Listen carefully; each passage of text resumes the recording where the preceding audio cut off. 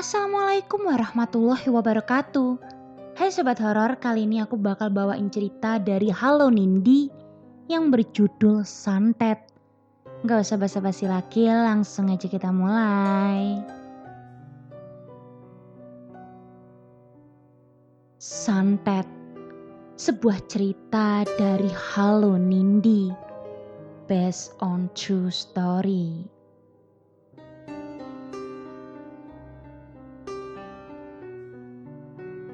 Cerita ini diangkat dari kisah nyata narasumber yang mau diceritakan kisahnya di sini. Sebut saja Lili. Dan saya mampu mempertanggungjawabkan kebenaran cerita ini.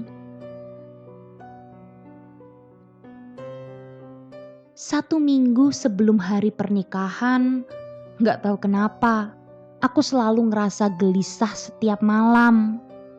Tidur gak pernah nyenyak dan selalu mimpi orang yang sudah meninggal. Entah itu di alam mana, rasanya sunyi dan tenang.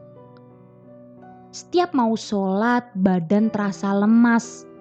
Dan setiap menjelang maghrib, setelahnya kepala puyeng terus tiba-tiba aku melamun tanpa sadar.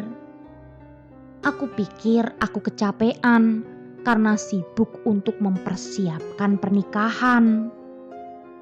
Aku mencoba periksa ke dokter.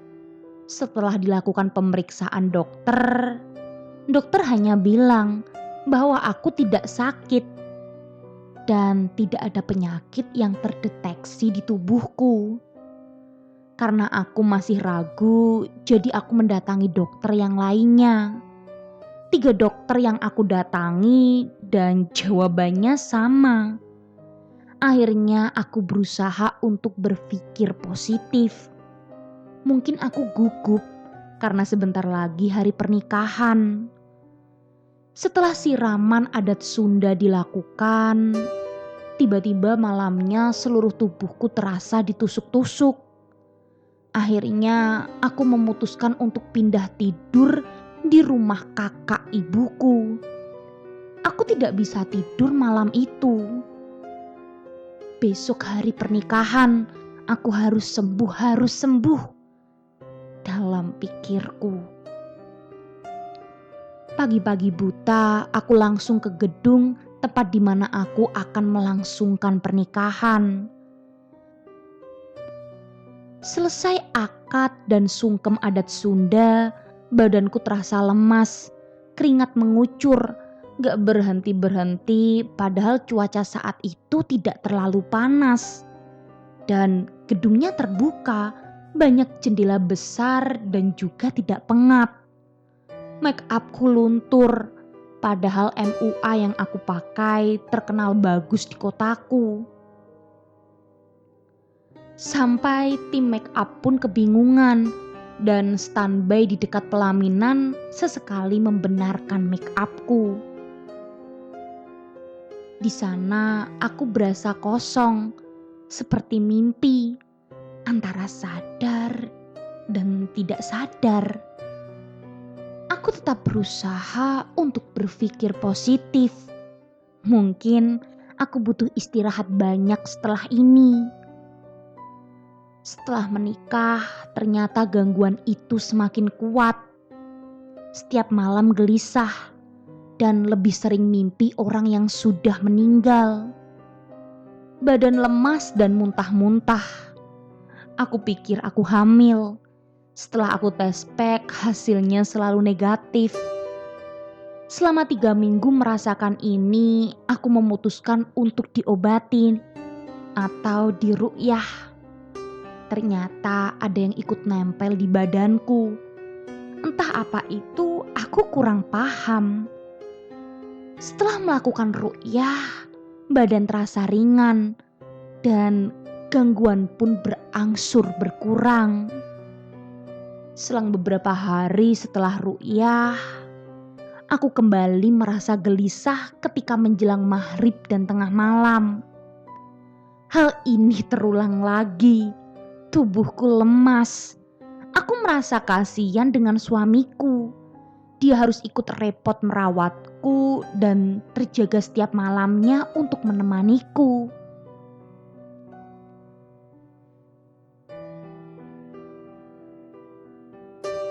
Pillow talking saat itu. "Kamu tidur sini aja, besok kan kerja," ucapku. "Aku bakal tidur kalau kamu udah tidur," jawab suamiku.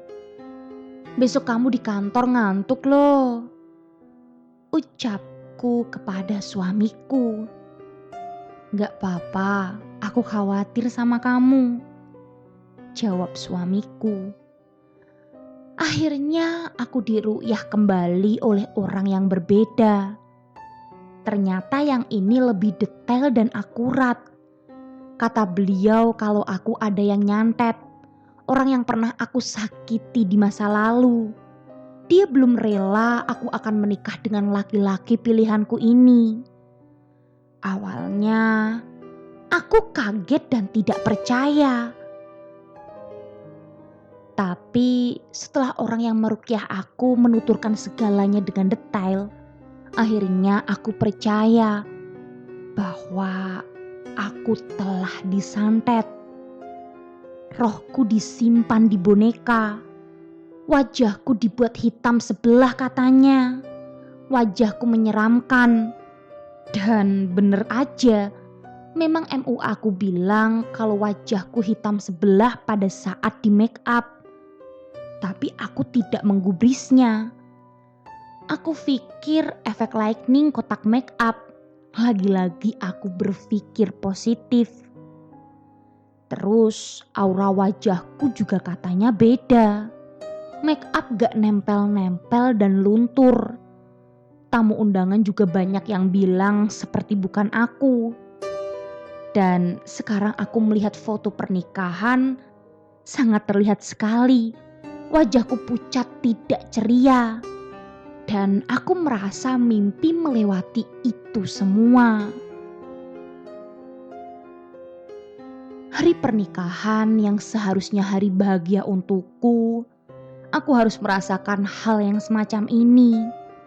Tapi aku bersyukur memiliki suami dan keluarga yang sangat baik kepadaku.